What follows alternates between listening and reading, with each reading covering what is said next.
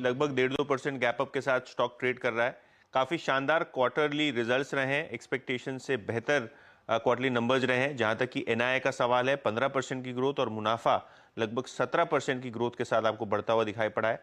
और सबसे interesting fact, Q4 का AUM 20% से ज्यादा बढ़ा है और कहीं ना कहीं यहाँ काफी अच्छा ट्रैक्शन आपको देखने को मिल रहा है। मुथूट फाइनेंस लगभग अभी 1.25% की तेजी के साथ कारोबार करता हुआ। इसके अलावा पीबी फिनटेक, आज नजरें रहेंगी MSCI रीबैलेंसिंग पे। आखिर के आधे घंटे में पीबी फिनटेक, यस्टरडे हमने डिस्कस भी किया था 3 बजे के आसपास के, MSCI का ये सबसे टॉप इंक्लूजन कैंडिडेट है और यहाँ लगभग 1500 करोड़ रुपए की बाइंग आपको देखने को मिल सकती है, जिसके कारण आज स्टॉक में लगभग 3.5% की शुरुआती तेजी देखने को मिल रही है। और आखिर में कमजोर नतीजों के बाद वेल्सपन कॉर्प का शेयर लगभग 5% गिरा है और कहीं ना कहीं यहाँ भी आपको थोड़ा बहुत प्रेशर देखने को मिला है, 6.5% अभी नीचे। और ऑपरेशनल परफॉर्मेंस की बात करें तो कहीं ना कहीं एबिटा मार्जिन से डिसअपॉइंट किया है, क्योंकि एबिटा एब्सोल्यूट बेसिस पे लगभग 22% गिरता हुआ नजर पड़ा है। ओके, तो ये आज के स्टॉक्स ऑफ द डे। आपकी स्क्रीन पे दिन बहुत बहुत शुक्रिया इस पूरी बातचीत के लिए। और ये स्टॉक्स आपकी स्क्रीन पे आएंगे, एक बार जरा इनकी ट्रेजेक्टरीज को फिर देखते हैं। मुथूट फाइनेंस लगभग 24 रुपये ऊपर, पीबी इन्फाटेक लगभग 3.5% ऊपर, वेल्सपन कॉर्प लगभग 562 पे 39 रुपये नीचे ट्रेड करता हुआ। निफ्टी क्रैक होता हुआ, और निफ्टी अब क्रैक होकर अब अनुज 22,600 की ट्रेजेक्टरी को सरेंडर कर चुका है 7 पॉइंट के फ्रैक्शन से। बैंक निफ्टी अगर आप इंट्राडे हाई से कंपेयर करें करीब 150 पॉइंट नीचे आ चुका है।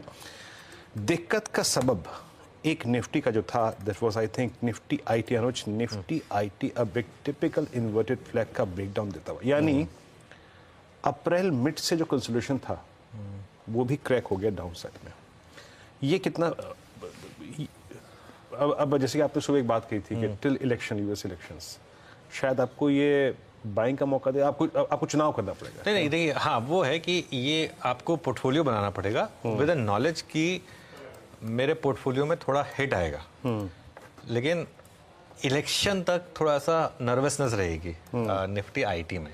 और 200 डे मूविंग एवरेज का दूसरी बार टूटना एक बहुत बड़ा नेगेटिव साइन है यहाँ पर निफ्टी आईटी पर।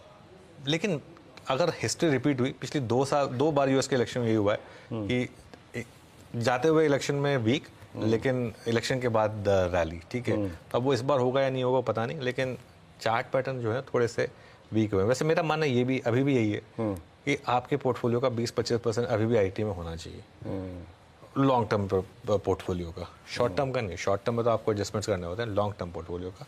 लेकिन आज वीकनेस है क्लियरली आईटी में, वीकनेस है। और मानस, ये प्रश्न मैंने आपसे भी कल भी किया था और आई थिंक कल हमने काफ़ी अच्छे समय पे सेंस भी किया था निफ्टी की आईटी की वीकनेस को। अभी कोई शॉर्टिंग के पर्सपेक्टिव से आपका व्यू किसी स्टॉक पे? नहीं वीरेंद्र जी, मैं वेट करूंगा आज।